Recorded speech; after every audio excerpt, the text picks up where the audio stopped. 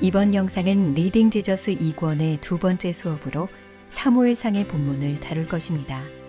사무엘을 통해 이스라엘의 왕이 세워지는 과정과 초대 왕인 사울에 대해서 살펴보겠습니다. 사사시대의 끝자락, 사무엘은 이스라엘의 마지막 사사 역할을 하게 됩니다. 이스라엘 백성들은 하나님의 직접적인 통치를 거부하고 자신들이 원하는 왕을 세우기 원했습니다. 하나님께서는 이스라엘 백성의 요구에 응하여 왕을 세우는 것을 허락하십니다. 그리하여 사울이 이스라엘의 초대왕으로 세워집니다. 과연 사울은 백성의 기대에 부응하는 왕이 될 수 있을까요?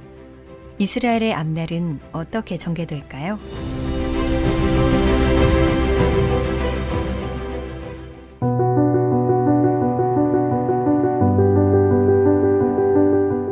사무엘상은 자식이 없어 괴로워하는 한 여성 한나의 이야기로 시작됩니다.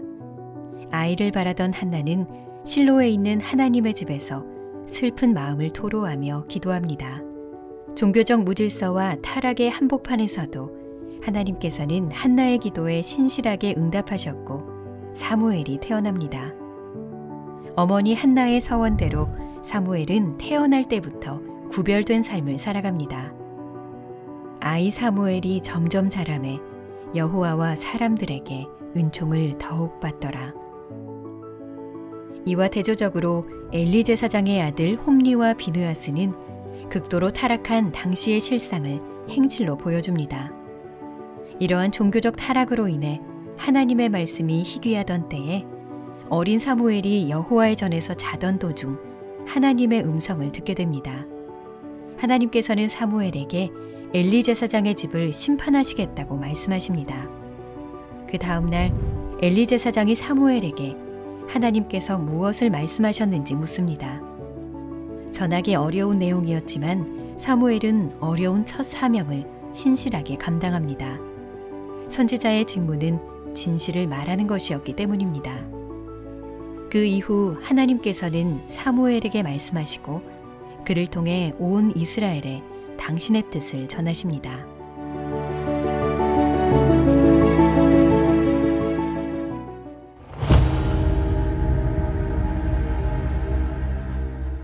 사무엘상 4장에서 이스라엘은 블레셋과의 전쟁에서 참혹하게 패배합니다.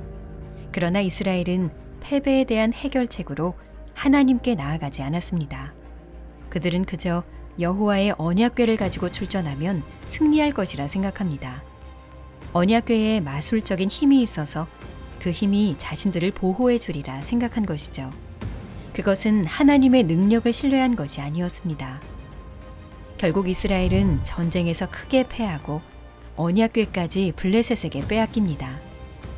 엘리 제사장의 아들 홈리와 비느하스는 이 전쟁에서 죽임을 당하고 이 소식을 들은 엘리 제사장마저도 의자에서 넘어져 죽습니다. 하나님의 영광이 이스라엘을 떠난 듯 모든 상황이 끔찍하게 흘러갑니다. 한편 블레셋 사람들은 승리를 축하하며 탈취한 언약궤를 그들이 섬기는 다곤의 신전에 둡니다. 그러나 다음 날 블레셋 사람들은 다곤 신상이 언약궤 앞에 엎어져 있는 것을 발견합니다. 그 다음 날에는 머리와 두 손목이 끊어진 채 언약궤 앞에 엎드러진 신상을 보게 되지요. 그리고 그들의 땅에 독한 종기가 번지기 시작합니다. 블레셋 사람들은 언약궤를 통해 나타난 하나님의 임재를 확인하고 두려워합니다. 그래서 언약궤를 베세메스로 보냅니다. 언약궤가 그곳에 이르렀을 때 또 다른 사건이 일어납니다. 언약궤에 너무 가까이 다가간 이스라엘 사람들이 불에 타서 죽고 만 것입니다. 이후 그들은 후미진 성읍인 기럇 여아림으로 언약궤를 보냅니다. 블레셋 사람들, 우상들, 심지어 암소들도 살아계신 하나님을 알아보았지만 정작 하나님의 백성인 이스라엘은 하나님을 알지 못한 것입니다.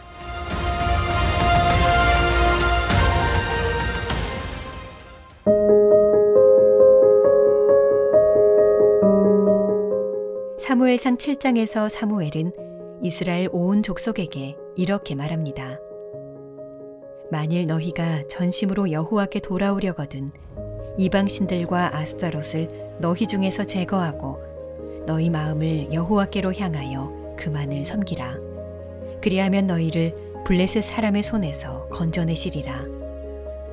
이에 이스라엘은 여호와만을 섬기겠다고 대답합니다. 사무엘은 온 이스라엘에게 미스바로 모일 것을 선포하고 그들을 위해 기도합니다.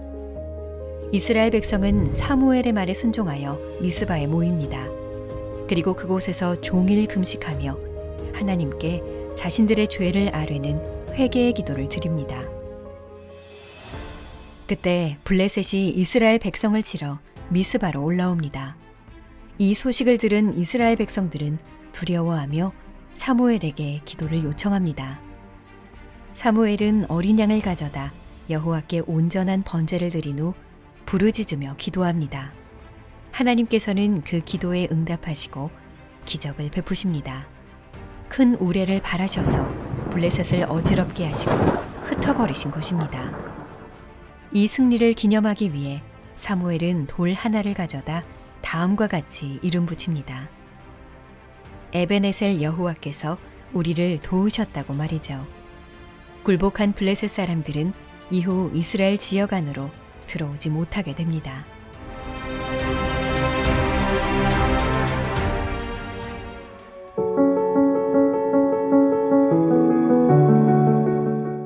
사무엘상 8장에서 이스라엘은 모든 이방 나라처럼 자신들에게도 왕을 세워달라고 사무엘에게 요청합니다. 우리도 다른 나라들 같이 되어 우리의 왕이 우리를 다스리며 우리 앞에 나가서 우리의 싸움을 싸워야 할 것이니이다. 하나님은 사무엘을 통해 이스라엘 백성에게 승리를 주셨고 적들로부터 안식을 누리게 하셨습니다. 그런데 이스라엘은 왜 왕을 요구했을까요? 첫째, 이스라엘은 하나님의 백성으로 부름받은 구별된 나라였지만 다른 나라들과 같아지기를 원했습니다. 둘째, 눈에 보이는 왕이 자신들을 이끌어주길 원했고 전쟁 가운데 앞장서서 싸워주기를 원했습니다. 셋째, 하나님께서 그들에게 필요한 모든 것을 주셨지만 하나님 없이도 어려움에 대처할 수 있는 영구적인 체제를 원한 것이죠. 결국 이스라엘은 언약궤에 쏟았던 헛된 믿음을 왕정 체제로 옮긴 셈이었습니다. 하나님이 그들의 왕이라는 것을 인정하지 않고 그저 다른 나라들처럼 눈에 보이는 왕을 달라고 거듭 말할 뿐이었지요. 다른 나라들과 같이 왕을 세운다고 해서 이스라엘의 모든 문제가 과연 해결될 수 있을까요?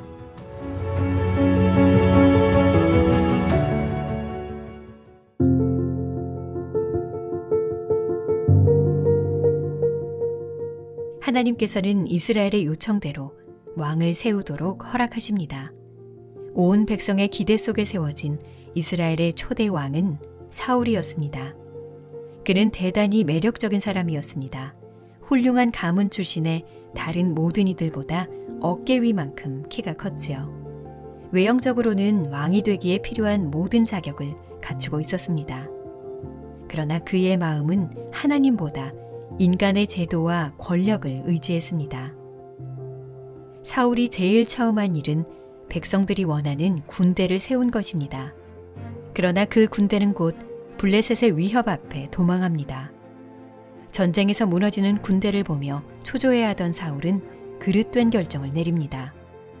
전쟁을 위해 여호와께 제사를 드리려고 사무엘을 기다리다가 그가 오지 않자 자기 마음대로 먼저 제사를 드린 것입니다. 이는 하나님의 말씀을 저버리고 업신여기는 행위였습니다. 하나님을 진정한 왕으로 인정하고 그의 말씀을 따르는 것보다 제사 의식 자체가 더 중요하다고 생각한 것이기 때문입니다. 사울은 그 이후로도 하나님께서 내리신 명령을 거듭 지키지 않습니다. 하나님이 보시기에 사울은 더 이상 이스라엘의 왕이 아니었습니다. 이스라엘의 왕에게 가장 중요한 것은 눈에 보이는 외형적인 모습이 아닌 하나님의 목소리를 청종하고 그의 말씀에 순종하는 마음이었기 때문입니다. 하나님께서는 여호와의 마음에 맞는 사람, 마음이 온전히 여호와를 향한 사람을 찾아서 이스라엘의 왕으로 세우실 것입니다.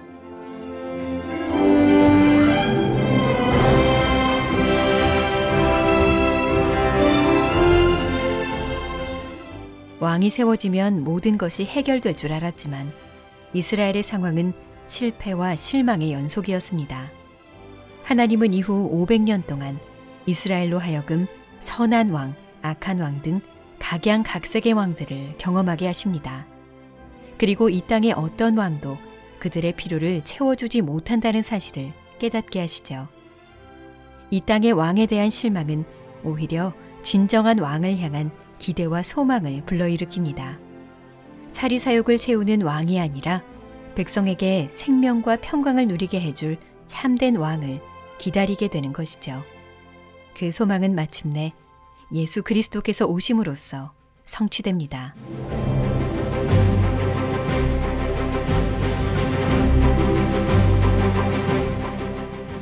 다음 영상은 리딩 지저스 2권의 세 번째 수업으로 사무엘 상하에 기록된 다윗의 이야기를 다룰 것입니다.